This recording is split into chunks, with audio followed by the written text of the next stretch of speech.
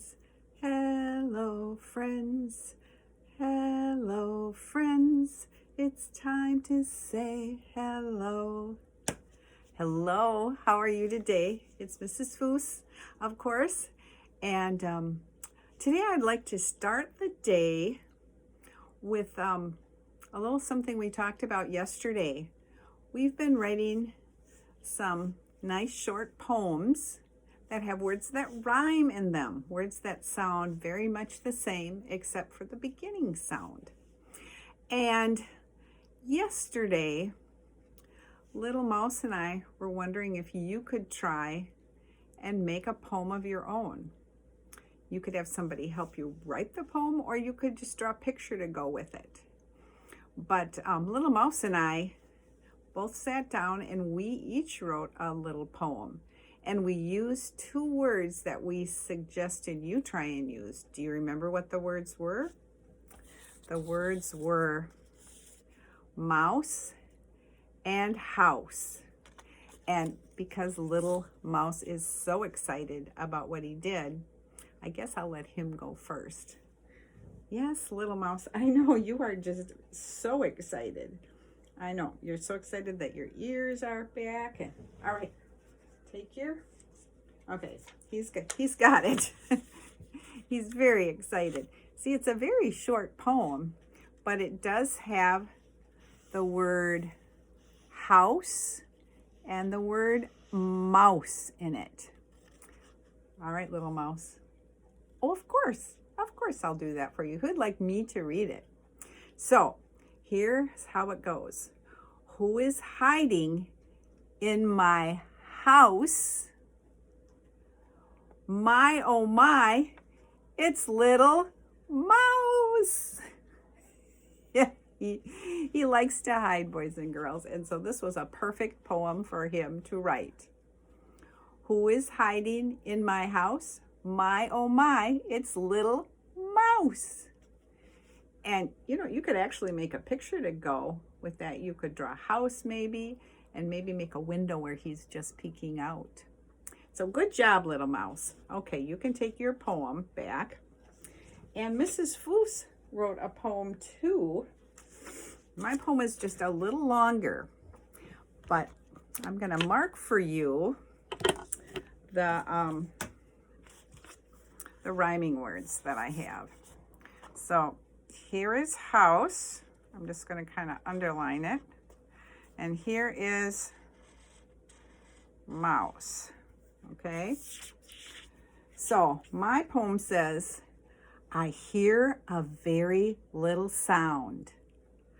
It's right inside this house. Now I see a tail and whiskers too. I think it's Little Mouse. I might just draw a picture to go with that, and I'll show you tomorrow. But I'll read it one more time. I hear a very little sound. It's right inside this house. I see a tail and whiskers too. I think it's Little Mouse. All right, boys and girls. So that is my poem, and I will draw a picture to go with it because I think that would be fun. And I'll show you tomorrow. Today, we are going to read another story that's about winter, but not so much about snowmen today. It's more about mittens. And I think we were talking about mittens yesterday because mitten and kitten definitely rhyme, right? Mitten, kitten. So I'm going to read this story called The Mitten Tree. I think you'll like it very much. It's a very nice story, and it's about someone who is so very kind, a very kind woman. And we will just listen maybe to see what she does. That's so kind and so nice. So the story is called The Mitten Tree. As always, I'm going to turn it a little bit so you can see better. The author is Candace Christensen. So she wrote all these kind, beautiful words. And Elaine Greenstein made the pictures, which are very nice too. So here comes the story, of the Mitten Tree. And here actually is the Mitten Tree. And you're probably thinking, why are there no mittens on it? But if you're patient, you'll see what happens. It starts with a picture.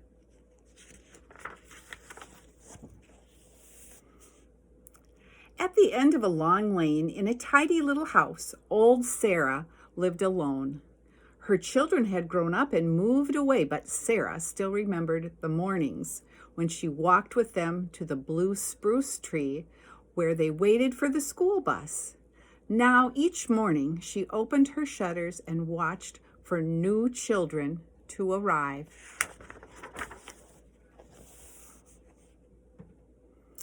Every chilly morning, Sarah pulled on her warm coat and started down the lane. As she walked past the children on her way to the mailbox, she wished they would smile or wave. But they never did. The children didn't even seem to notice her. Still, when she saw them, she couldn't help but smile.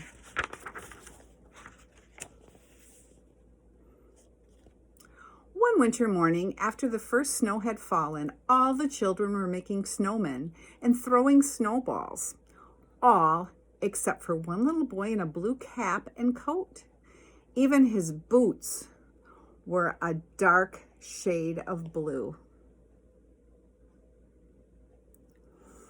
He stood there away from the others with his hands sunk deep in his pockets. When the school bus arrived, he lingered behind and was last in line. As Sarah watched the little boy climb into the bus, she could see one thing. He had no mittens.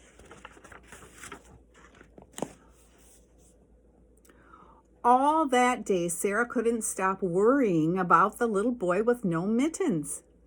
Late in the afternoon, as the sky grew dark, Sarah dug through the basket of yarn scraps she had saved for many years. She found her needles and 4 shades of blue wool. Then Sarah began to knit. Sarah worked late into the night. When the sun began to rise, she hurried to the bus stop and hung the blue mittens on the old blue spruce tree. From behind the hedge, Sarah watched. The little boy was the first to arrive. He saw the mittens. He reached up and tried them on. They fit. With a big smile, he made a perfect snowball and threw it high into the winter sky.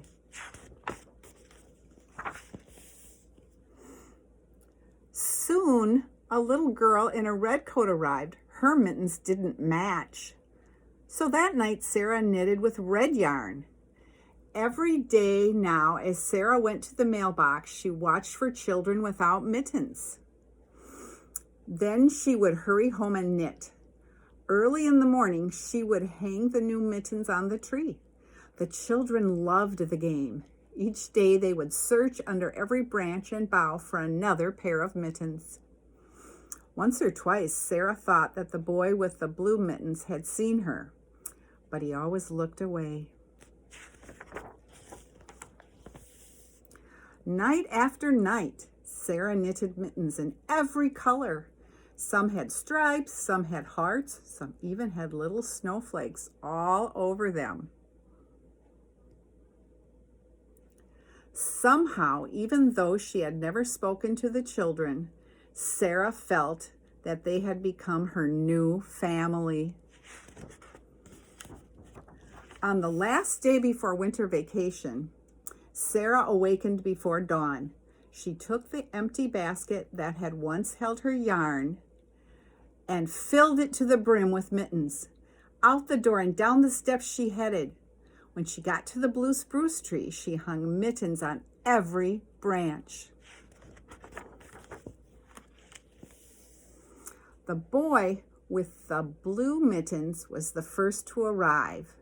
He stood very still and waited for the others. In fact, all the children stood very still for a few minutes, looking at the mysterious, beautiful Mitten Tree.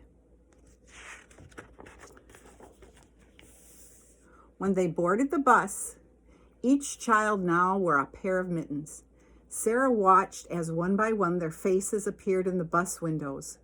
Still, no one looked her way as she started home. But Sarah's heart was full. It was as full as when the sounds of her own children had filled her house.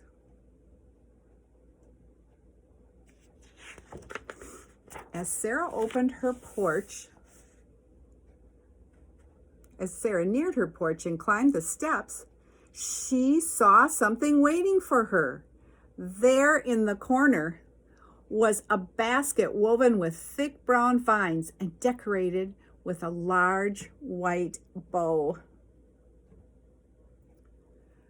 In it were balls and balls of beautiful, colorful yarn. Someone left her a gift. To this day, Sarah knits mittens for all the children in her town.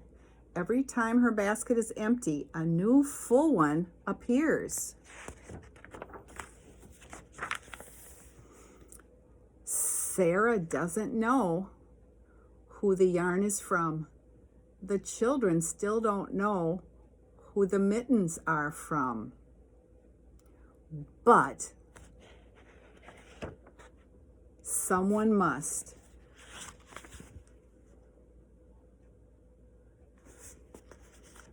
So the story ends with kind of a mystery. Who brought the yarn to Sarah so she could keep making mittens? And do the children know who's making the mittens? Someone does. But I don't know who either. But Sarah was very kind, don't you think, to make mittens for all the children? And someone is very kind to make sure she has enough yarn so she can continue making mittens. I really like that story. I think, though, we should take a little stretch because that was a little bit of a long story. I thought I would teach you a song that's kind of fun to do. We'll take today to learn the motions or the actions, and then tomorrow we can do it with music. But the song is called Macarena Months. And the months of the year are January, February, March, April, May, June, July, August, September, October, November, December. And certain months go with certain seasons. And certain months have special days in them. Right now, boys and girls, we are in the month of January. And I thought I would just show you how the word January starts, because every month has its own beginning letter. And January starts with the letter J. So you go down, make a little turn, and then put a little line across the top. And that's what a J looks like.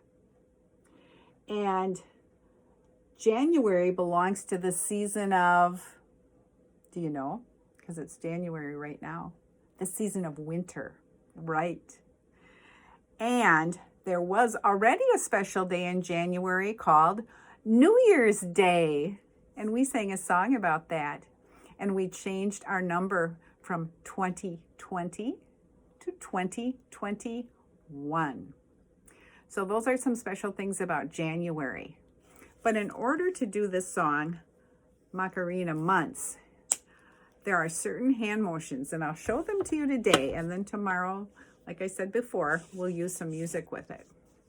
But to do the dance called the Macarena, I'll kind of move this so you can see me a little bit better. You have certain hand motions. So first you put one hand down and one hand down, and then one hand up, and then one hand up, and then cross one arm, and then cross an arm, and then uncross the arm and put your hand on your head and put the other hand on your head. Then cross your arm across your body, cross the other arm across your body, uncross one arm and uncross the other arm. And then if you want to do the song again, you turn around and start all over. So we'll just try it by saying the words. So it goes like this. January, February, March, April, May, June, July, August, September, October, November, December. So that's how the actions go. I'll try to sing the song a little faster, and see if you can try it out so you'll be ready for tomorrow. So let's see, remember how it starts? January, February, March, April, May, June, July, August, September, October, November, December. Then you turn around. So you can practice that. Maybe someone in your family might even know that song. All right, the next thing I wanted to do was talk about how we could use the story we just read to maybe do some more poems. I think before we said that since the story is about mittens, a word that rhymes with that is kittens. So we could make up a poem with the words mitten and kitten. Or maybe we could make up a poem with the word tree, because it's a mitten tree that I can see. Tree, see. So I've been working on a couple of poems, and maybe you can help me find the rhyming words. Let me get my little chart here, and I'll show you the poems I have been working on. Let's see which one I want to do first. How about this one? Okay, so this is a poem I worked on after I read the story, because I knew, oh, I gotta make sure that sits. Okay, I knew the story was about yarn, and I knew it was about mittens and a tree. So in this poem that I wrote, I decided to use, and I'll just underline it like I did before, see and tree as my rhyming words. So here's my poem. Who brought the yarn? Just look and see. It's for making the mittens for the mitten tree. Does that remind you of part of the story? So I used the word see and tree. Who brought the yarn? Just look and see. It's for making the mittens for the mitten tree. And we don't know for sure who brought the yarn. There might have been a clue, because we did see someone's arm by the basket, and we saw that they were wearing mittens, but I don't know. All right, there is another one I tried, and this time I decided to rhyme the words mittens and kittens. So let's find those. So here's the word mittens, and here's the word kittens. And you see the rhyming words for some poems are at the end of the line always. So here's my next poem. It says, who brings the yarn to make the mittens? What do you think? Could it be the kittens?